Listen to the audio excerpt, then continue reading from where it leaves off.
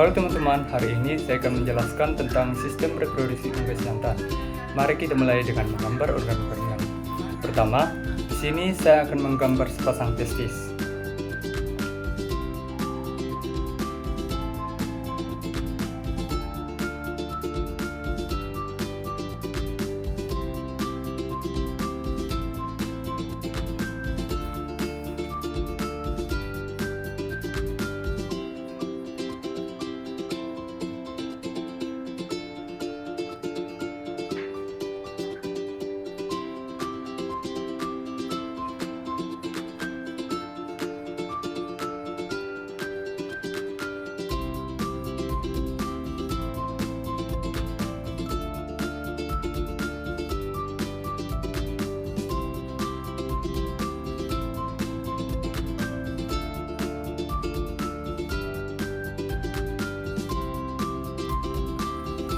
Kemudian saya akan menggambarkan bagian epididymis.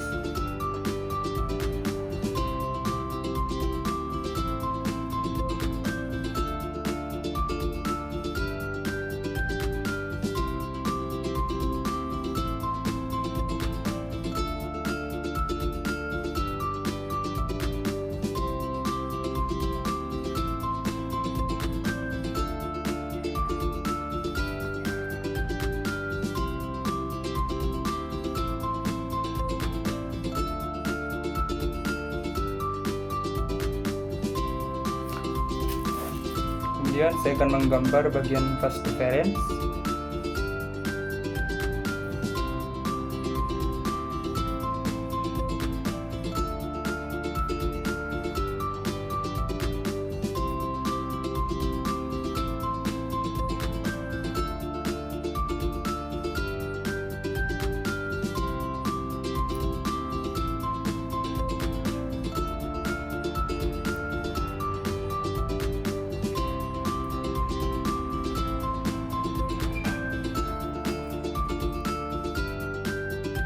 Dan yang terakhir saya akan menggambar kloaka.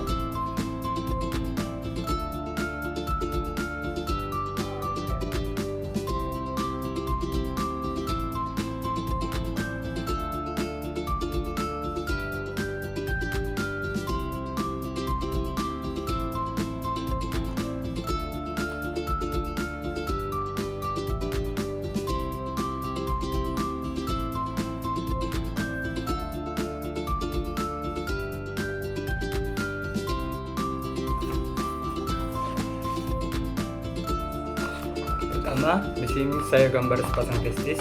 Pada unggas, testis terletak di dalam rongga perut dekat tulang belakang. Tidak seperti mamalia yang testisnya berada di luar tubuh. Unggas testis memiliki internal. Testis ini berfungsi menghasilkan spermatozoa dan hormon testosteron. Testis kiri biasanya lebih besar dari testis kanan. Dari testis, sperma akan bergerak ke epididymis. Ini adalah saluran berlekuk melekat pada testis. Saya gambar di sini epididymisnya. Nah, epididymis ini sebagai tempat pematangan sperma dan penyimpanan sementara. Di sini sperma akan mengalami proses pematangan lebih lanjut. Selanjutnya, sperma akan bergerak melalui vas deferens.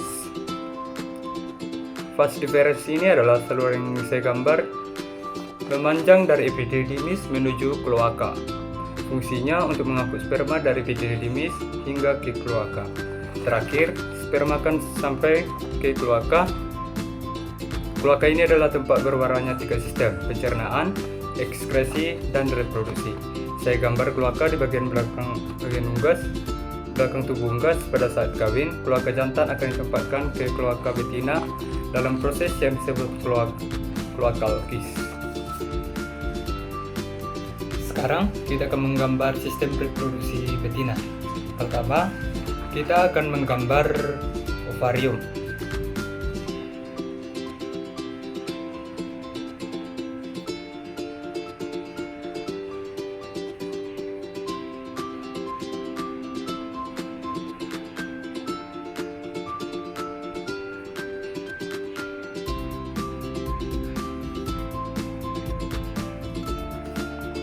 Nah, selanjutnya kita akan menggambar infundibulum.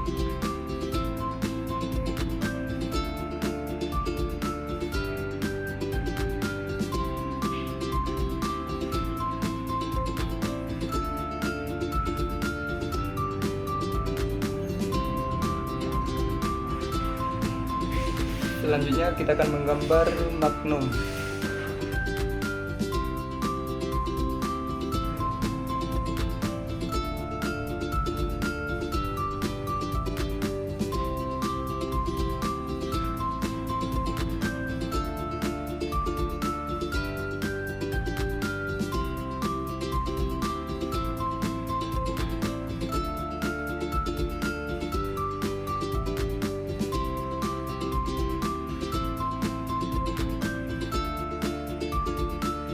Selanjutnya kita akan menggambar bagian isthmus.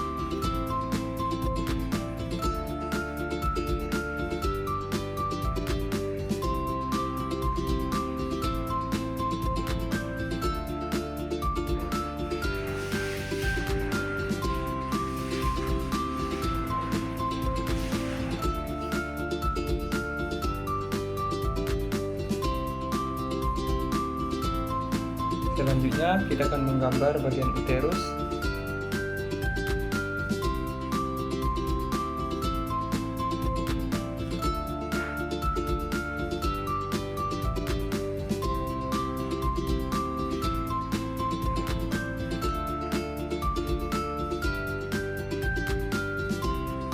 Selanjutnya kita akan menggambar bagian vagina.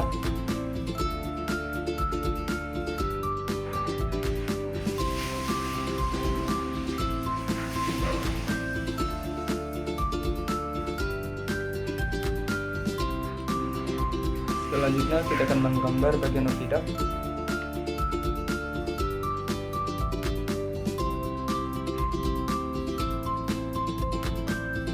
Dan yang terakhir kita akan menggambar bagian kloaka.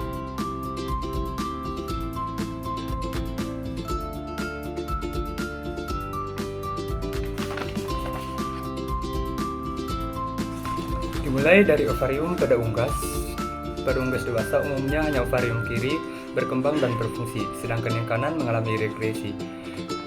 Saya gambar ovarium di sini dekat tulang belakang. Ovarium ini berisi banyak folikel dengan berbagai ukuran yang berisi sel telur. Berbagai tahap perkembangan, fungsi ovarium adalah menghasilkan sel telur, hormon estrogen serta progesteron. Ketika sel telur matang, akan terjadi ovulasi di mana sel telur dilepaskan dan ditangkap oleh infundibulum. Infundibulum ini berbentuk seperti corong. Saya gambar di sini. Fungsinya menangkap sel telur dan menjadi tempat terjadinya fertilisasi.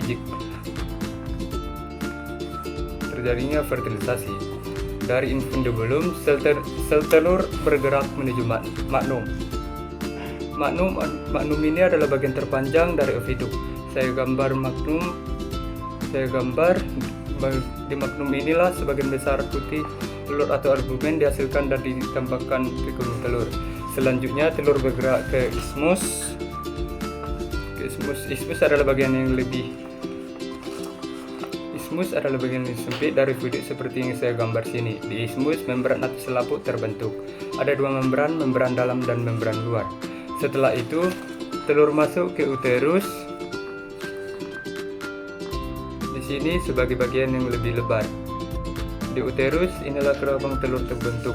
Kerabang ini tersusun dari kalsium karbonat yang disekresikan oleh kelenjar di uterus. Bagian terakhir adalah vagina yang saya gambar menghubungkan uterus dengan kloaka. Bagian vagina berfungsi sebagai jalur keluarnya telur dan juga berfungsi sebagai tempat penyimpanan sperma host glands. Akhirnya, telur keluar melalui kloaka, sama seperti pada unggas jantan, juga merupakan muara dari sistem pencernaan dan ekskresi. Sekarang, saya akan menjelaskan proses pembentukan telur dan waktu yang dibutuhkan dalam setiap tahapnya. Proses dimulai dengan ovulasi, yaitu pelepasan sel telur matang dari ovarium. Yang dilepaskan ini adalah kuning telur atau yolk beserta germinal disc. Ovulasi dikendalikan oleh hormon LH dari hipofisis. Setelah dilepaskan, sel telur ditangkap oleh infundibulum.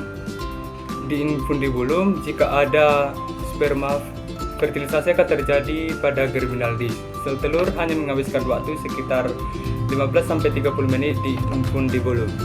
Kemudian sel telur bergerak ke magnum.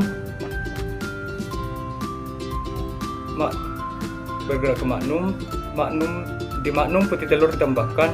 Proses ini memakan waktu sekitar 3 jam. Dari maknum telur bergerak ke ismus. Di ismus membentuk telur. Membran telur terbentuk. Telur berada di ismus selama 1-2 jam. Setelah itu telur masuk ke uterus. Di uterus inilah telur menghabiskan waktu terlama, yaitu 18-20 jam. Selama berada di uterus terjadi 2 proses penting, penambahan cairan putih telur ke putih telur atau clumping, dan pembentukan kerabang telur. Kerabang telur terbentuk dari pengendapan kalsium karbonat secara bertahap. Terakhir, telur melewati vagina hanya dalam hitungan menit. Di vagina, lapisan kutikula ditambahkan sebagai pelindung terakhir sebelum telur keluar melalui kloaka. Jadi total waktu dari ovulasi sampai telur keluar adalah sekitar 24-26 jam. Karena proses yang cukup panjang ini, unggas biasanya bertelur dengan interval sekitar 24-27 jam dan biasanya terjadi di pagi hari. Yang menarik, unggas betina bisa menyimpan sperma dan sperma host glands di vagina selama beberapa minggu. Ini memungkinkan unggas betina untuk menghasilkan telur fertil selama beberapa waktu setelah 1 kali perkawinan.